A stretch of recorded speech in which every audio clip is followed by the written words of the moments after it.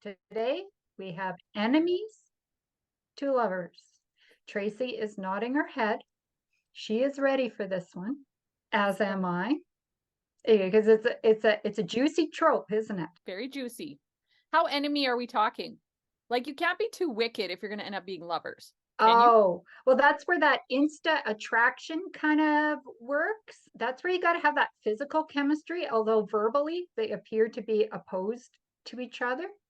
Because you're right from the get-go, there has to be a reason that will explain why in the end they are together. And that whole opposite attracts has to set into place. Often it's the guy who's the jerk. Like I was doing the research on it and I was doing the ugly truth. And it would seem that every rom-com I like has Katherine Heigl in it. Yeah, she can really pull off a rom-com, especially a romantic enemies to lovers one. She was in The Ugly Truth with Gerard Butler, who I quite enjoy as well. Was he the jerk in that? He was the jerk because he believed that the best way a woman can get a man was to basically lie and ingratiate yourself with the man. He instructs the Katherine Heigl character that if she wants to catch this doctor, Colin, I believe is his name, then what she needs to do is, for instance, laugh at his jokes and use flattery whenever possible, and that will work. And she actually does this. She, of course, doesn't like his callous take on romance because she is a hopeless romantic, but she wants to land this fellow so bad that she actually does do this. The thing is that, well, the more you lie, the less real you are, right? Only with your enemy can you be honest, is sort of what it comes out to mean. Which I thought it was very interesting, because then it would seem that with enemies to lover, the basic gut conflict then is always dealing with your lies. Because right from the beginning, they know they are attracted to each other. That's true. If you don't like somebody, I'm thinking about, a workplace example. Definitely not enemies to lovers, never happened. But there was a person, maybe just one, that irritated me beyond belief. And I did not care if I sang to myself in my little cubicle. I did not care how I dressed. I was completely, truly me around the person because I did not care what they thought of me. However, you meet somebody you're super wanting to impress, and occasionally you might throw on a facade, a little bit of a bumped up upper level you. Maybe that's interesting point in those stories. You can be truly yourself because you don't actually care if they like you or not. Yes.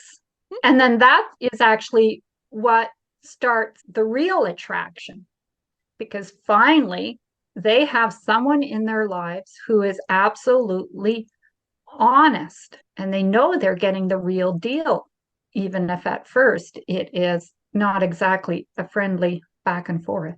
And then the more they move away from that, well, then what happens? How does it move from enemies to lovers? Where is that line? How do they cross it? So then it would seem to me they move from lying to themselves, which they were at the beginning when they chose to be enemies, because they could be true to who they are, they could be themselves, but they were lying about how important the other one was. Then there comes a point where they recognize that they are attracted to the other, but how to move forward on that given their previous track record, right? Yeah, it's hard to go back and be like, oops, I actually like you quite a bit. And I was lying to you about all those times where I said I didn't. So then they get further enmeshed in their lies, right? Even as they're now telling the truth, it's not recognized as such. So then they have to do some sort of grand gesture where it breaks through all that and they are actually being honest with themselves and honest with what they hope will become their lover. The grand gesture at the end. Mm-hmm. Do you have a favorite enemies to lovers story? I watched a Hallmark movie recently called A Paris Proposal. Not a proposal in Paris, a Paris Proposal with Alexa Penavega and Nicholas. It was a combination of tropes. enemies working together, forced to go to Paris together, mistaken as a couple.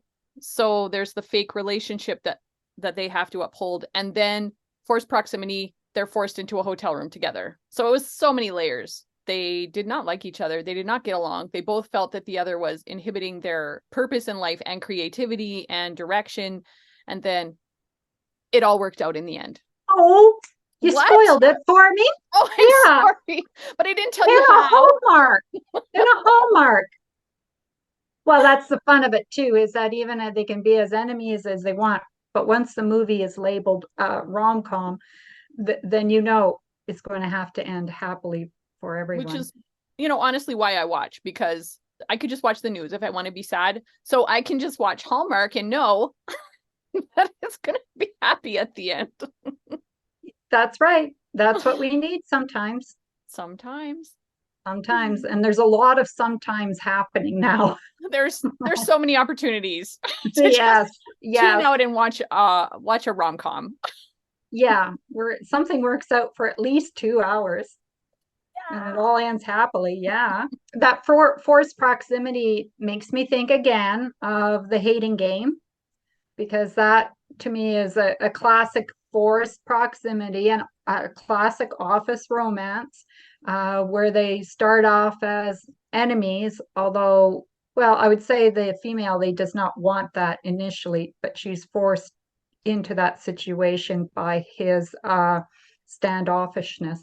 So that's one where they almost make a competition out of hating each other, The Hating Game. And then of course that immerses them into lies. And so I remember one scene where she's not pretending that she is going out on a date with someone else, but she poses it in such a way that he is quite honestly misled into thinking that she's asking him out on a date, by using sort of some parallel language.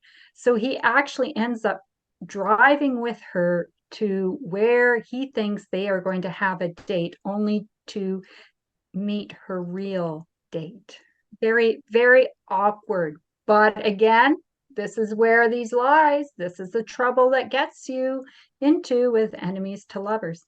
I realized my first enemies to lovers was introduced to me by my high school English teacher. The Shakespearean play Taming of the Shrew. Well, this was a comedy. Katharina, and her opposite, Petruchio. So the deal is Catherine's younger sister, Bianca, can't marry unless Catherine gets married first. However, she is a shrew. She is defiant, grouchy, belligerent. No one would want to marry her. But Petruchio, he takes on the challenge and says, I will have her married by Sunday. And she said, by Sunday, I'll see you hanged. All right. And the competition goes on from there. But they definitely start out as enemies. And it's a sort of might be kind of anachronistic. And I don't know if the values reflected in Taming of the Shrew would fly now. Because basically he deprives her of sleep until she does submit. So it seems like there's some kind of torture, perhaps, that happens in this lovely Shakespearean comedy. I remember reading it the first time and kind of being willing to overlook that because of the banter. And to me, banter and the repartee between the enemies at the beginning, oh, that is the most delicious part of the trope, I think. I don't know about you, but I go for that every time. Yeah, getting your dessert. Just like eat that stuff up. It's so good, right? The witty banter back and forth. Oh, and the things people will say to each other. Yes, so it is. You just want to hit the rewind and listen to it again. And save some of those zingers for later. That's what I always want to do. Yes. The 3 a.m. zinger for the guy you really did not like, right? Should have told me this. Right? They fulfill all that as part of enemies to lovers. How are they going to get together? Well, they're going to have to face their truths. Yeah. Let those be words to live by. Yes, I agree. All right. Until next time.